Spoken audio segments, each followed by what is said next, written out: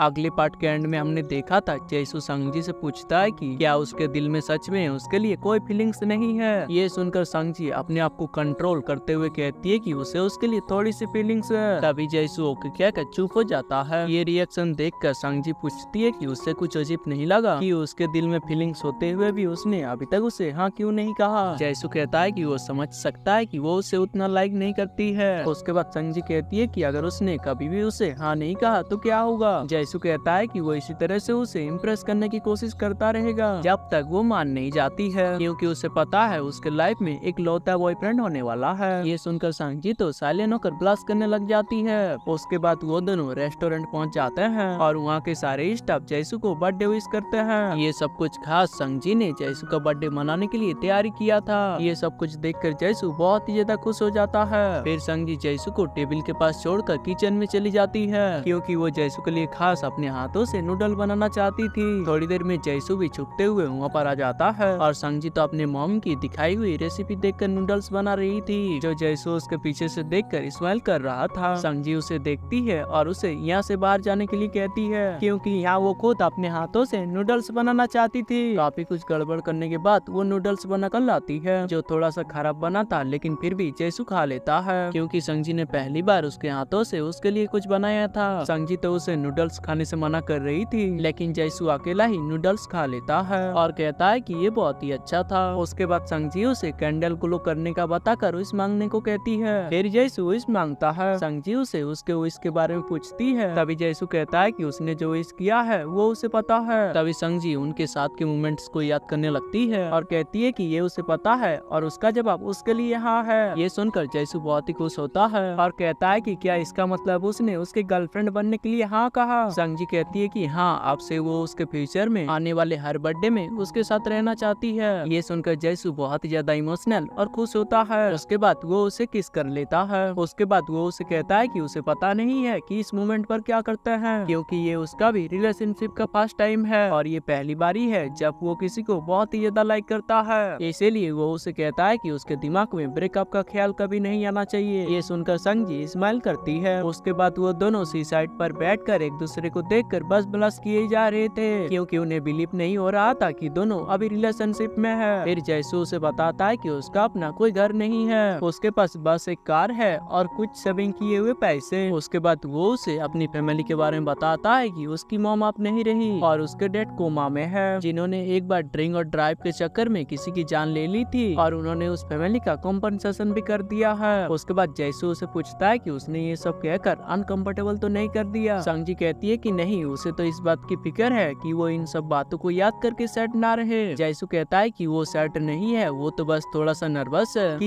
ये सब बात सुनने के बाद वो कैसा रिएक्ट करेगी। संगजी कहती है कि उसे इन सब बातों से फर्क नहीं पड़ता, वो तो बस उसे लाइक करती है। ये देखकर जैसू खुश होता है और दोनों स्माइल करने लगते हैं। अगले दिन संगजी के डॉर्मेट्री में पावर ऑफ था, इसीलिए वो पढ़ने के लिए लाइब्रेरी जा रही थी। फिर जैसू उससे कॉल करके उसके बारे में पूछता है। तभी संगजी उसे बताती है कि वो पढ़ाई करने के लिए लाइब्रेरी जा रही है। डॉर्मेट्री से बाहर आते ही जैसू उसके सामने ही था, जिसने लाइब्रेरी पहले ही देख लिया था कि लाइब्रेरी अभी बहुत ही भरा हुआ है। तभी संगजी कहती है कि अगर ऐसा है तो वो कैफे जा सकती है। ये सुनकर जैसू कहता है कि उसे इसकी जरूरत नहीं है, वो उसके घर चल सकती है। ये सुनकर संगजी थोड़ा सा हैरान होती है। तभी जैसू उसे कहता है कि वो उसे बस पढ़ाई करने के लिए अपने घर ले जा रहा है। उसके बाद जैसू उसे अपने घर ले जाता है और उसके रूम में जाकर पढ़ाई करने के लिए कहता है, क्योंकि वहाँ पर एक टेबल है, लेकिन संगजी कहती है कि वो यहीं पर कंफर्टेबल फील कर रही है। तभी जैसू कहता है कि वो अभी यहाँ पर खाना बनाने वाला है, इसीलिए वो उसे उसके रूम चलकर पढ़ाई करने को कहता है। जैसू के रूम में जाकर संगजी टेबल पर बैठती है। तभी जैसू जाकर उसके सामने वाले बेड पर बैठ जाता है और कहता है कि वो यहीं पर बैठा रहेगा। संगजी पूछती है कि वो यहाँ पर क्यों बैठा रहेगा। जैसू कहता है कि वो बस उसे देखता ही रहना चाहता है। ये सुनकर संगजी उसके करीब चली आती है और उससे कहती है कि उसे अब अपनी पढ़ाई पर फोकस करना है, इसीलिए उसे यहाँ से जाना होगा। ये कहकर संगजी अपनी टेबल पर जा रही थी। तभी जैसू उसे पकड़ लेता है और किस करने ही जा रहा था। ये देखकर संगजी कहती है कि उसने तो कहा था उसे यहाँ पर पढ़ाई करनी है, इसीलिए अगर वो ऐसा करता रहा तो उसका पढ़ाई पर फोकस नहीं रहेगा। इसीलिए जैसू उसे पढ़ाई करने के लिए अकेला छोड़ देता है और उसके लिए खाना बनाने के लिए चला जाता है। थोड़ी देर बाद दोनों लंच करने के लिए बैठते हैं और संगजी को जैसू के हाथ का खाना बहुत ही पसंद आता है। खाना खाने के बाद दोनों प्लेट्स धोने के लिए जाते हैं। तभी संगजी कहती है कि वो जल्दी ही खाना बनाना सीख लगी ताकि उसे ये सब करना ना पड़े। जैसू उसकी बातें सुनकर तो बस उसे देख ही जा रहा था। उसके बाद संगजी फिर से अपना रिवीजन करने लग जाती है। तभी पढ़ते पढ़ते उसे नींद आने लगती है, लेकिन वो अपने आप को जगाने के लिए पूरी कोशिश करने लगती है, पर उसे बहुत ही ज्यादा नींद आ रही थी, इसीलिए वो बेड पर लेट जाती है, जहाँ उसे जैसू का वही डॉल मिलता है जो उसने उसे 3 साल पहले लौटाया था। वो उसे देखकर काफी खुश होती है और वहीं पर लेट जाती है, लेकिन तभी जैसू रूम की ओर आने लगता है। तभी उसकी आवाज सुनकर वो उठने के चक्कर में बेड से नीचे गिर जाती है और जमीन पर बैठकर ही पढ़ने का नाटक करने लगती है। जैसू उसे पूछता है कि वो नीचे क्या कर रही है। तभी संगजी उसे बताती है कि ऐसे नीचे बैठने से उसे नींद नहीं आती है, पर जैसू उसे बेड पर बैठने के लिए कहता है। ये कहकर वो उसे